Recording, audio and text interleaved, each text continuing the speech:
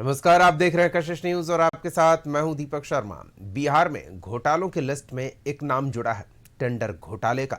और इसका king pin बताया जा रहा है ऋषु श्री। इंजीनियरिंग की पढ़ाई करने वाले ऋषु श्री ने कई कंपनियां बनाई, लेकिन उनकी आड़ में टेंडर मैनेज करने का काम करने लगा। इसमें उसने साथ लिया बड़े अधिकारियों को। ऋषु श्री पर टेंडर की हेराफेरी, मनी लॉन्ड्रिंग और अवैध संपत्ति अर्जित करने के गंभीर आरोप हैं। अपनी कंपनियों को सरकारी ठेके दिलवाने के लिए अधिकारियों को रिश्वत देने के साथ ही कई आईएएस अधिकारियों की पोस्टिंग प्रभावित करने का भी आरोप है। ईडी की जांच में भी उसके कई सीनियर अधिकारियों से संबंध सामने आए हैं। वित्तीय लेन देन का खुलासा हो रहा है। ऋषु श्री को गिरफ्तार किया गया है और 2 आईएएस अधिकारी योगेश सागर और अभिलाषा शर्मा को सस्पेंड। ऋषु श्री के कितने राजदार हैं, ये हम जानने की कोशिश करेंगे। हमारे साथ इस विषय पर बातचीत के लिए कुछ लोग जुड़ेंगे। हमारे साथ बीजेपी की ओर से प्रवक्ता राहुल आनंद पार्टी का पक्ष रखने के लिए जुड़ रहे हैं और साथ ही मुख्य संवाददाता संजय कुमार जुड़े हुए हैं। आप दोनों का बहुत बहुत स्वागत है। संजय जी, पहले आपके पास आएंगे और इस पूरे मामले पर क्या ताज़ा जानकारी मिल पा रही है, ये जानेंगे। कहानी कहाँ से शुरू हुई और अभी कहाँ तक जांच पहुंची है, ये हम चाहेंगे आप थोड़ा विस्तार से हमारे दर्शकों को इससे अवगत कराएं। जी बिल्कुल दीपक, देखिए ऋषु श्री उर्फ ऋषु सिन्हा टेंडर कारोबारी है ये, और बिहार में विभिन्न विभागों में ये टेंडर मैनेज करता था। और इसके पहले भी इसके ऊपर आरोप लगे थे और इसके खिलाफ संजीव हंस जो एक विवादास्पद आईएएस रहे हैं, उस मामले में भी इसको आरोपी बनाया गया था। और स्पेशल विजिलेंस यूनिट, जहां की तस्वीर इस वक्त हम आपको दिखा रहे हैं, पिछले दिनों स्पेशल विजिलेंस यूनिट ने इसके ठिकानों पर दीपक छापेमारी की थी और तकरीबन 61 जमीन के डीड मिले थे, 2 करोड़ के आभूषण मिले थे, 2.5 लाख रुपए कैश मिले थे। तो ऋषु श्री उर्फ ऋषु रंजन सिन्हा जो है, इसको लेकर प्रवर्तन निदेशालय और विशेष निगरानी इकाई की जांच में कई अहम खुलासे सामने आए। मूल रूप से सारण जिले का ये रहने वाला है। ऋषु श्री पहले से ही वरिष्ठ आईएएस अधिकारी संजीव हंस से जुड़े भ्रष्टाचार मामले में ये आरोपी रहा है, जैसा कि मैंने आपको बताया। अब उसकी कथित आर्थिक गतिविधियों की जांच एजेंसियों की रडार पर है। जांच एजेंसियों की माने दीपक, तो ऋषु श्री के नाम सरकारी ठेकों, अधिकारियों से करीबी संबंधों और संदिग्ध वित्तीय लेन देन के मामलों में सामने आया है इसका नाम। विशेष निगरानी इकाई ने उसके खिलाफ मनी लॉन्ड्रिंग और आय से अधिक संपत्ति से जुड़े आरोपों में मामला दर्ज किया था। इसके बाद उसके कई ठिकानों पर स्पेशल विजिलेंस यूनिट की टीम ने छापेमारी की थी, जहां से नकदी, आभूषण और तमाम चीजें बरामद की गई। स्पेशल विजिलेंस यूनिट की कार्रवाई के बाद ऋषु श्री को गिरफ्तार कर न्यायिक हिरासत में पटना के बेऊर जेल में भेजा गया है। दीपक, जांच में यह भी देखा जा रहा है कि सरकारी विभागों में ठेकों के आवंटन और भुगतान प्रक्रिया में उसकी क्या भूमिका रही है तथा किन अधिकारियों और कर्मचारियों के साथ उसके संपर्क थे। ईडी अब वित्तीय लेन देन की पूरी श्रृंखला जो है वो खंगालने में जुटी है। एजेंसी यह पता लगाने में जुटी है कि कथित तौर पर सरकारी ठेकों से अर्जित धन का उपयोग संपत्ति खरीदने, निवेश करने या अन्य माध्यमों से छिपाने में तो नहीं किया गया। इसी कड़ी में कई अधिकारियों, इंजीनियरों और ठेकेदारों की भूमिका भी अब जांच के दायरे में है और इसकी जांच भी चल रही है। ऋषु श्री प्रकरण दीपक बिहार के हालिया सालों के सबसे चर्चित भ्रष्टाचार मामलों में शामिल हो चुका है। जांच एजेंसियों का मानना है कि आने वाले दिनों में इस मामले में और बड़े खुलासे हो सकते हैं तथा कई प्रभावशाली लोगों की मुश्किलें जो हैं वो बढ़ सकती हैं। तो निश्चित तौर पर ऋषु श्री का जो मामला है वो आने वाले दिनों में कई बिंदुओं पर कई और खुलासे करेगा, इस बात से इंकार नहीं किया जा सकता। और फिलहाल ईडी हो या स्पेशल विजिलेंस यूनिट इस पूरे मामले की जांच कर रही है और इस मामले में ऋषु श्री से संपर्क होने और उनको दो आईएएस है, अभिलाषा शर्मा, योगेश कुमार, उनको भी बिहार सरकार ने तत्काल प्रभाव से निलंबित कर दिया था। ये वही सम्राट चौधरी की सरकार है। जब सम्राट चौधरी ने शपथ ग्रहण किया था तो उन्होंने साफ तौर पर यह कह दिया था कि बिहार में करप्शन से कोई कॉम्प्रोमाइज नहीं किया जाएगा और नीतीश कुमार की जो 0 टॉलरेंस की पॉलिसी है उसको भी आगे अडॉप्ट कर सरकार चलेगी। और देखिए बिल्कुल वही हुआ और सम्राट सरकार ने एक साथ बड़े फैसले लेते हुए 2 आईएएस अफसरों को तत्काल प्रभाव से निलंबित कर दिया। बिल्कुल, हम थोड़ा सत्ता पक्ष का भी पक्ष इसमें जान लेते हैं किस तरह से ये मामला सामने आया है। अमूमन इस स्तर पर अधिकारियों पर कार्रवाई कम ही देखने को मिलती है, लेकिन सम्राट चौधरी के नेतृत्व में चल रही एनडीए सरकार में शुरुआती दौर में ही आईएएस अधिकारियों पर गाज गिरी है। इससे क्या संदेश देने का प्रयास हो रहा है, ये राहुल जी क्या संदेश है ये? कहाँ चल गए थे? गाँव में राहुल जी, आवाज पहुंच रही है आप तक? पहुंची जगह। चलिए, संभवतः आवाज नहीं पहुंच रही है, हम फिर राहुल जी के पास चलेंगे। बिल्कुल संजय, ये भी समझने वाली बात है कि सम्राट चौधरी के नेतृत्व में चल रही एनडीए सरकार के शुरुआती दिनों में ही आईएएस स्तर के अधिकारियों पर गाज गिरी है। इससे महकमे में स्पष्ट संदेश चला गया होगा। भला अब तक संदेश की आप बात करें, संदेश क्या नहीं गया? एक बौखलाहट सम्राट सरकार के इस एक्शन से और एक हड़कंप वाली स्थिति जो है वो दिखती हुई नजर आ रही है। और सबसे बड़ी बात कि एक साथ 2 आईएएस अफसरों को सस्पेंड कर देना, दीपक, ये कोई मामूली बात नहीं है। ये सम्राट चौधरी का एक बड़ा मैसेज है। और मैं आपको बता दूं कि केवल अब निलंबन तक ये कार्रवाई नहीं रहेगी। अब बिहार सरकार से इस पूरे मामले में आपराधिक मुकदमा दर्ज करने के लिए स्पेशल विजिलेंस यूनिट, जहां की तस्वीर इस वक्त हम आपको दीपक दिखा रहे हैं, उसने बिहार सरकार से इस पूरे मामले में अनुमति मांगी है कि ये जो दोनों आईएएस ऑफिसर हैं, अभिलाषा शर्मा और योगेश कुमार, इनके खिलाफ आपराधिक मुकदमा चलाने की आप अनुमति दें।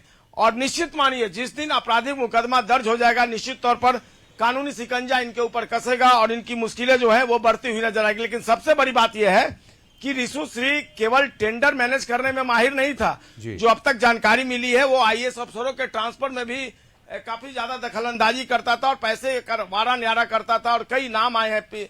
पिछले साल ही ईडी ने इसमें पूछताछ की थी। रिशु श्री के अलावा एक और सम चौधरी करके जो आईएएस अफसर हैं, जिनकी पोस्टिंग सीतामढ़ी में हुई थी, उन्होंने एक्सेप्ट किया ईडी को दिए अपने बयान में कि कैसे पैसे का लेन देन किया गया और उन्होंने अपने लेवल पर जो टेंडर किए थे उसमें किस तरीके से दूसरे लोगों को फायदा पहुंचाया गया है।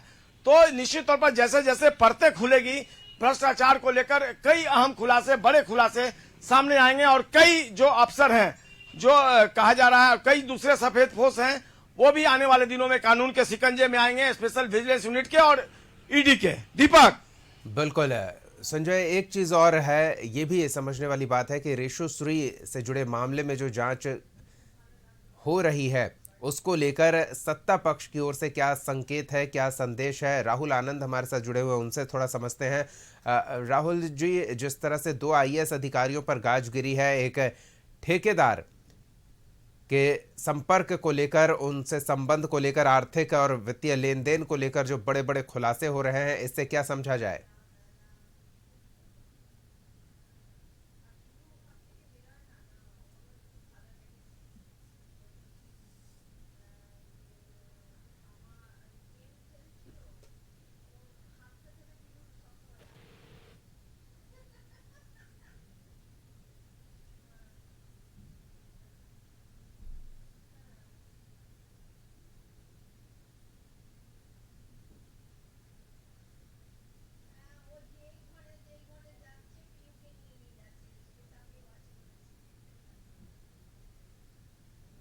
जी, ठीक है राहुल जी, हम फिर आते हैं आपके पास। एक बार फिर हम अपने सहयोगी संजय का रुख कर लेते हैं और उनसे समझने का प्रयास करते हैं कि एक तरफ केंद्रीय एजेंसियां जांच पड़ताल में जुटी हुई है, दूसरी ओर राज्य की एजेंसियां भी इस मामले की जांच को लेकर तत्पर दिख रही है। लेकिन सबसे पहले तो ये देखना होगा कि आईएएस स्तर के अधिकारियों पर कार्रवाई के लिए सरकार की अनुमति भी जरूरी है।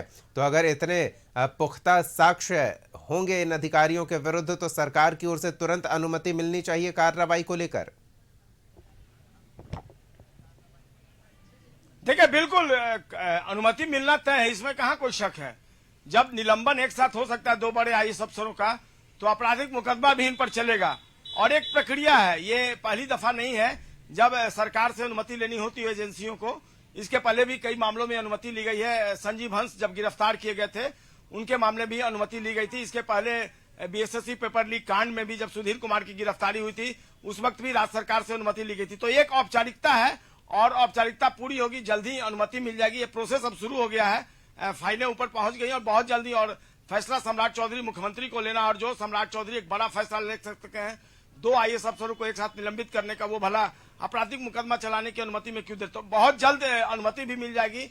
और इसी स्पेशल विजिलेंस यूनिट, इसका अपना एक थाना है दीपक, स्पेशल थाना है स्पेशल विजिलेंस यूनिट का, और उसी में इन दोनों आईएएस अफसरों के खिलाफ केस भी दर्ज किया जाएगा बिहार के चर्चित टेंडर घोटाले को लेकर। और मनी लॉन्ड्रिंग मामले में जो रिशु श्री है, उसकी गिरफ्तारी के बाद इन दोनों आईएएस अफसरों पर भी अब एफआईआर दर्ज किया जाएगा। जी दीपक, ये तो एक विभाग एक व्यक्ति से संबंधित मामला खुलासा हुआ है, जिसके बाद कुछ विभागों और कुछ अधिकारियों के नाम सामने आए हैं। ऐसे ठेकेदार तो हर जगह मौजूद हैं, हर विभाग के ठेके निकलते हैं, तो क्या इस बात से इनकार किया जाएगा कि हर विभाग में कहीं ना कहीं ठेका मैनेज हो रहा है?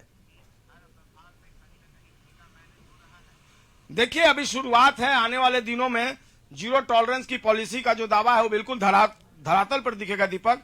अब मैं आपको रिशुश्री मामले के बारे में बता दूं कि जांच में यह बात सामने आई कि रिशुश्री पर सरकारी टेंडरों में प्रभाव स्थापित करने और अधिकारियों के साथ कथित साठगांठ कर ठेकों को प्रभावित करने का बड़ा आरोप था। ईडी की इसी रिपोर्ट के आधार पर स्पेशल विजिलेंस यूनिट, जहां इस वक्त हम खड़े हैं, ने मामले की पड़ताल तेज की। अधिकारियों के खिलाफ रिश्वत, कमीशन और अवैध लाभ, मनी लॉन्ड्रिंग जैसे आरोपों की जांच की गई और प्राइमा फेसी जब जो आईएएस अफसरों को दोषी पाया गया तो उनके खिलाफ निलंबन की कार्रवाई की गई है। सूत्रों के अनुसार जांच एजेंसियां वित्तीय लेन देन, विदेश यात्राओं, उपहारों, सरकारी ठेकों से जुड़े दस्तावेजों की भी पड़ताल कर रही हैं। रिपोर्ट में दावा किया गया है कि एक अधिकारी की विदेश यात्रा के खर्च और दूसरे अधिकारी को मिले कथित उपहारों की भी जांच हो रही है। हालांकि इन आरोपों पर अंतिम निष्कर्ष जांच पूरी होने के बाद ही सामने आएगा दीपक। रिशुश्री की गिरफ्तारी के बाद यह मामला केवल एक ठेकेदार तक सीमित नहीं रह गया है, बल्कि सरकारी विभागों में टेंडर प्रक्रिया की पारदर्शिता और जवाबदेही पर भी सवाल खड़े कर रहा है। जांच एजेंसियां यह पता लगाने में जुटी हैं दीपक कि क्या सरकारी ठेकों के आवंटन में नियमों की अनदेखी की गई है और क्या इसके बदले अधिकारियों को किसी प्रकार का लाभ पहुंचाया गया। राज्य सरकार की कार्रवाई को भ्रष्टाचार के खिलाफ सख्त संदेश माना जा रहा है। और जैसा कि आपको पता है, ये जो निलंबित आईएएस अधिकारी हैं, योगेश कुमार और अभिलाषा शर्मा, इनके बारे में कहा जाता है कि एक आईएएस अफसर जो थे इसमें, उनकी विदेश यात्रा के दौरान रिशुश्री ने तमाम तरह से मैनेज किया इस विदेश यात्रा को और लाखों करोड़ रुपए खर्च किए। इसके अलावा जो दूसरे योगेश कुमार हैं, उनको भी किस तरीके से फायदा पहुंचाया गया, गिफ्ट, महंगे महंगे गिफ्ट तक पहुंचाए गए, इसकी जांच हुई, इसके एविडेंस हैं। और उसके बाद इन दोनों आईएएस अफसरों की मुश्किलें जो हैं वो बढ़ी। प्रशासनिक हलकों में इस मामले को लेकर काफी चर्चा तेज है दीपक, और माना जा रहा है कि जांच आगे बढ़ने के साथ साथ कुछ बड़े खुलासे होंगे। और कशिश न्यूज के पास उन नामों की फेहरिस्त भी है जिन पर आने वाले दिनों में एक्शन होगा। हालांकि मामला अनुसंधान का है, जांच का विषय है, इसलिए फिलहाल हम इस पूरे मामले का खुलासा, नामों का खुलासा नहीं कर सकते। बिल्कुल, और हमारे पास जो नाम है स्वाभाविक है कि वो नाम जांच एजेंसियों के लिस्ट में भी होंगे और तभी ये नाम चर्चा के केंद्र में है। अभी सार्वजनिक रूप से कुछ नहीं कहा जा रहा है, लेकिन अंदर खाने इस बात को लेकर खलबली मची है, जैसा संजय जी ने पहले ही बताया था। तो राहुल आनंद के पास चलते हैं। राहुल जी, आवाज पहुंच रही है आप तक? आज आपकी आ रही है, मेरी जा रही है? जी जी, स्पष्ट आ रही है आपकी आवाज। संदेश क्या है सरकार का इस तरह की कार्रवाई से, ये समझना चाहेंगे। दीपक जी, आज जो हम चर्चा कर रहे हैं वो चर्चा काफी गंभीरता का विषय है और इस पे हमारा जो भ्रष्टाचार को लेकर जो जीरो टॉलरेंस की जो नीति रही है सरकार की, उस नीति को वो पारदर्शिता के साथ प्रेषित करता है। देखिए, भ्रष्टाचार पर एनडीए की सरकार पर्दा नहीं, हमारी नीति है प्रहार की। रिशुश्री मामले की अगर हम बात करें तो बिहार सरकार ने स्पष्ट कर दिया है कि भ्रष्टाचार के खिलाफ जो हमारी नीति रही है शून्य सहनशीलता की। जांच एजेंसियां स्वतंत्र है, स्वतंत्र रूप से छापेमारी, गिरफ्तारी और जांच के दायरे में आए सभी अधिकारियों के विरुद्ध कार्रवाई की गई। इससे बिल्कुल साबित होता है और स्पष्ट होता है कि एनडीए की सरकार नीति को, चाहे वो कितना भी प्रभावशाली क्यों ना हो, कानून के ऊपर नहीं मानती है। सरकार का एक और संदेश है जो बिल्कुल स्पष्ट है, जो आपके समक्ष मैं रखना चाहूंगा। विपक्ष को इस मामले पे राजनीति करने के बजाय जांच तक पूरा इंतजार करना चाहिए। जो भी दोषी पाया जाएगा उसके खिलाफ सख्त और कठोर कार्रवाई की जाएगी। बिहार सरकार पारदर्शिता, सुशासन, भ्रष्टाचार मुक्त प्रशासन के लिए प्रतिबद्ध है। एक बात मैं आपके सामने और कहना चाहूंगा, वो ये है कि अब तक की जो कार्रवाई हुई है, जिसमें 5 बिंदुओं पे चर्चा होनी चाहिए। पहला तो ये है कि विशेष निगरानी इकाई जो एसवीयू की जो छापेमारी हुई थी, दूसरी कार्रवाई की गई थी गिरफ्तारी और न्यायिक हिरासत की, तीसरी ईडी की जांच की बात चल रही थी और चौथी उसके बाद जो खुलकर आई थी, जो 2 वरिष्ठ आईएएस अधिकारियों को निलंबन किया गया। पांचवी जो सबसे महत्वपूर्ण है वो ये रही थी कि टेंडर प्रक्रिया और वित्तीय लेन देन की जांच की विस्तृत जानकारी। हमारी सरकार का नीति बिल्कुल स्पष्ट है। ऋषुश्री प्रकरण में सरकार ने कार्रवाई करके दिखाया है कि बचाने का काम नहीं किया गया है। छापेमारी हुई, गिरफ्तारी हुई, अधिकारियों पर कार्रवाई हुई। एनडीए सरकार के नीति बिल्कुल साफ और स्पष्ट है, ना कोई अपना ना कोई पराया। भ्रष्टाचार करेगा तो कार्रवाई होगी, और ऐसे तमाम चीजें हैं जिसको लेकर पॉलिटिकल लेगेसी एनडीए ने खड़ी कर रखी है। पूर्व में भी अगर देखा जाए तो इस तरह की जो भी शिकायतें आई थी, उन सारे मामलों को निष्पक्ष रूप से उसके ऊपर संज्ञान लिया गया और उसके ऊपर कार्रवाई की गई। लेकिन जो 3C की जो हम बातें करते हैं, उस 3C पे हमारी सरकार की नीति बिल्कुल स्पष्ट है, बिल्कुल साफ है। और जो अर्जुन को महाभारत के पात्र में सिर्फ मछली की आंख दिखाई देती थी, उस तरह सरकार को ये बात बिल्कुल स्पष्टता के साथ नजर आती है कि सरकार जनता के लिए है, जनता के लिए समर्पित है। जो भी लोग सरकार के उद्देश्य को पूरा करने में रुकावट पैदा करेंगे, तो उनके लिए सरकार बड़ी से बड़ी और मजबूत से मजबूत कदम उठाएगी। राहुल जी, आपको भले ये लग रहा हो कि सरकार को मछली की आंख दिख रही है, अर्जुन की तरह अपने लक्ष्य पर केंद्रित है, लेकिन हमें तो पूरा तालाब नजर आ रहा है और तालाब में सड़ी हुई मछलियां नजर आ रही है। ऋषुश्री तो बस एक मछली है जो ईडी के शिकंजे में आया है, जिसे SVU के जाल में फंसते लोग देख पा रहे हैं। पूरे तालाब की जांच कौन करेगा? पूरे तालाब की सफाई कौन करेगा? जी, जो दोषी होगा वह बचेगा नहीं, जो निर्दोष होगा उसे डरने की जरूरत नहीं। एनडीए सरकार ने भ्रष्टाचार के आरोपों की जांच होती है, दबाई नहीं जाती है। और जिस तालाब की आप बात कर रहे हैं, उस तालाब में अगर कोई एक सड़ी हुई मछली है, उससे पूरा तालाब सड़ जाएगा, इसके संकेत कहीं नजर नहीं आने वाले। और माननीय सम्राट चौधरी जी ने इस बात को बिल्कुल स्पष्टता के साथ, बहुत गंभीरता के साथ और अंगद के पांव की तरह उस चीज को स्थापित किया है कि भ्रष्टाचार को लेकर जो सरकार की नीति थी, जीरो टॉलरेंस की, वो बरकरार रहेगी। और हम अपने हिसाब से जिस तरह से माननीय पूर्व मुख्यमंत्री जी ने, नीतीश कुमार जी ने सरकार को चलाया था 3C को लेकर, ठीक उसी प्रकार माननीय सम्राट चौधरी जी भी 3C से किसी भी प्रकार का कोई समझौता नहीं करेंगे।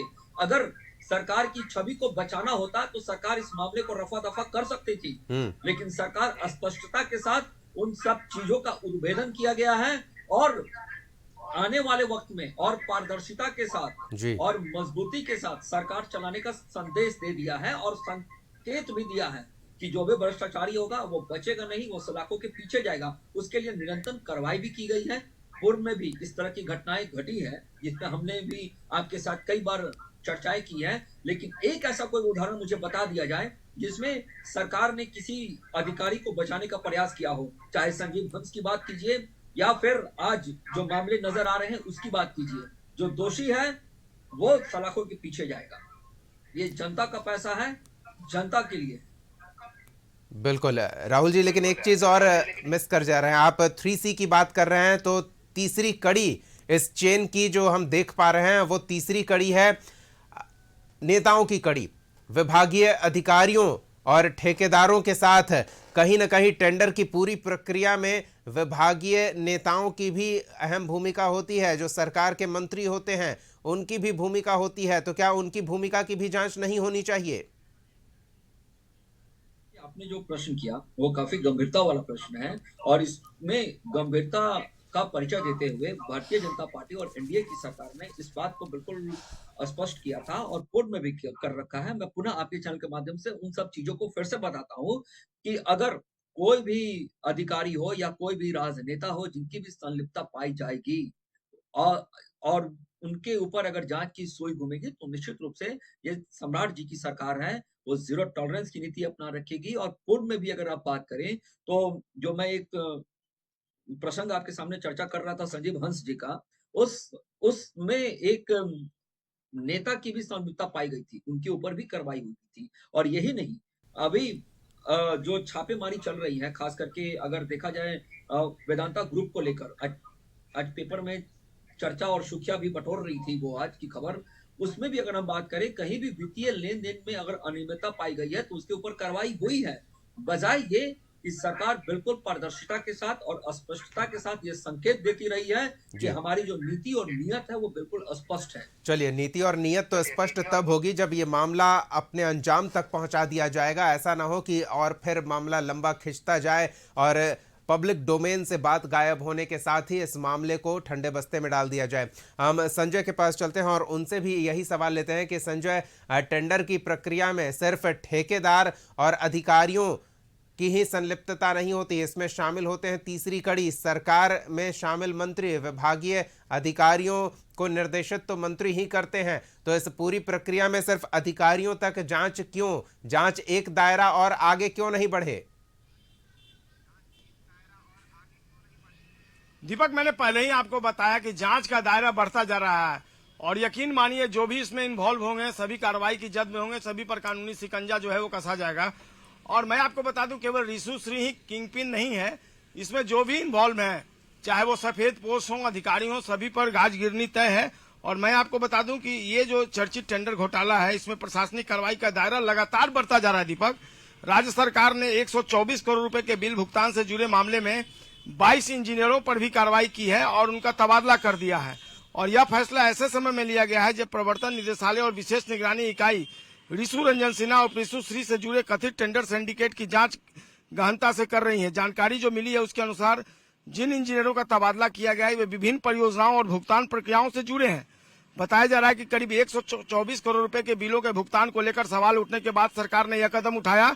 अधिकारियों का मानना है कि जांच प्रभावित न हो और प्रशासनिक पारदर्शिता बनी रहे, इसके लिए संबंधित इंजीनियरों को अलग अलग स्थानों पर भेजा गया है। रिशु श्री पहले से ही मनी लॉन्ड्रिंग और टेंडर हेराफेरी के आरोपों में जांच एजेंसियों की रडार पर है। एसबीयू ने उसे गिरफ्तार कर न्यायिक हिरासत में भेजा था और अब 124 इंजीनियरों का तबादला किया गया है।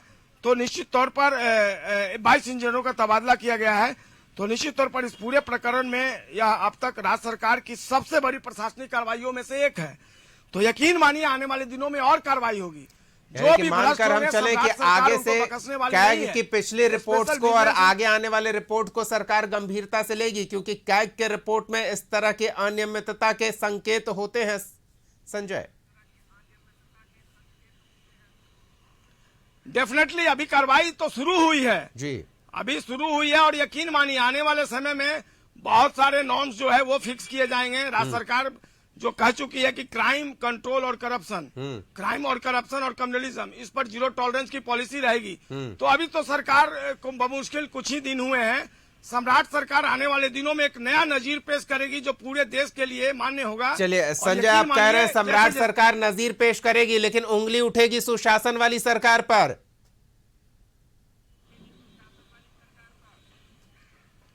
देखिए, बिल्कुल कुछ तो लेट लतीफी हुई है। रिशु श्री का मामला 2025 में ही आ गया था और ईडी ने कहा था स्पेशल विजिलेंस यूनिट को कि इस मामले में आप एक्शन लीजिए। देर हुई है और देर पर अब अधिकारी सफाई भी दे रहे हैं कि जो प्रक्रिया है प्रक्रिया के तहत ही एक्शन होता है। देखिए आगे क्या होता है, कुछ दिनों में सारी स्थिति स्पष्ट बिल्कुल है। तो हमारी नजर बनी रहेगी। एक बार फिर हम राहुल जी के पास चलते हैं। राहुल जी, जिस तरह से कैग के रिपोर्ट को लेकर और अनियमितता को लेकर विधानसभा से लेकर सड़क और सड़क से लेकर मीडिया डिबेट में चर्चा हुई, लेकिन लगा नहीं कि सरकार ने इस वित्तीय लेन देन में जो बैलेंस नहीं हो पाया, बही खाते मैच नहीं कर पाए, उसको गंभीरता से लिया गया। तो अगर उसे गंभीरता से लिया जाता तो इस तरह की गड़बड़ियों का संकेत पहले ही मिल जाता। दीपक जी, आपने जो प्रश्न उठाया है वो एक चुनावी मुद्दा के तहत उठाया गया एक प्रश्न था विपक्ष के द्वारा, और उस समय भाई वीरेंद्र इसके मुखिया हुआ करते थे और उनके समकक्ष जो 77,000 करोड़ की जो कैग रिपोर्ट की जो बातें की गई थी, वो वित्तीय लेन देन का जो आंकड़े जो मिलाने की बात की जाती है, उसको मिलाने के लिए जो वक्त लिया जाता है उसके पहले आया हुआ वो रिपोर्ट था। और बाद में स्वयं भाई वीरेंद्र जी ने इस बात का खंडन किया कि किसी प्रकार का कोई वित्तीय लेन देन नहीं गड़बड़ है, इसका मैं खंडन करता हूँ। अब यहाँ पर बात करते हैं कि जो सरकारी अधिकारियों के द्वारा जो अभी चर्चा चल रही थी कि कहाँ क्या क्या लोगों के ऊपर कार्रवाई हुई है और कितने पैसे का लेन देन हुआ है, वो गड़बड़ एक करप्शन से संबंधित है। वो गड़बड़ी नहीं थी, वो बस आंकड़े का मिसमैच था जो बाद में मिलाकर सत्ता पक्ष सरकार को। जी, चलिए, दिलचस्प होगा देखना कि किस तरह से आगे सरकार इस मामले में हो रहे एक्शन को एक उदाहरण स्थापित करने के तौर पर देखेगी और आगे इस तरह का कोई भ्रष्टाचार ना हो, टेंडर की प्रक्रिया पारदर्शी हो। जो सिर्फ कहने को है कि पारदर्शी होनी चाहिए टेंडर की प्रक्रिया और डिजिटल माध्यम से इसे पारदर्शी बनाने का प्रयास किया जाए, तो वो देखना दिलचस्प होगा कि सम्राट सरकार इस दिशा में कैसे आगे बढ़ती है कि टेंडर के स्तर पर किसी तरह की गड़बड़ी करने की कोई गुंजाइश ही न बचे और ऋषुश्री के मामले को एक उदाहरण के तौर पर और व्यवस्था में सुधार के तौर पर सरकार ले, ये हम उम्मीद करते हैं। फिलहाल बहुत बहुत धन्यवाद राहुल आनंद जी अपना समय देने के लिए, चर्चा में शामिल होने के लिए। संजय आपका भी बहुत बहुत धन्यवाद ताज़ा जानकारियों के लिए। खबरों का सिलसिला जारी रहेगा, देखते रहिए कशिश न्यूज़।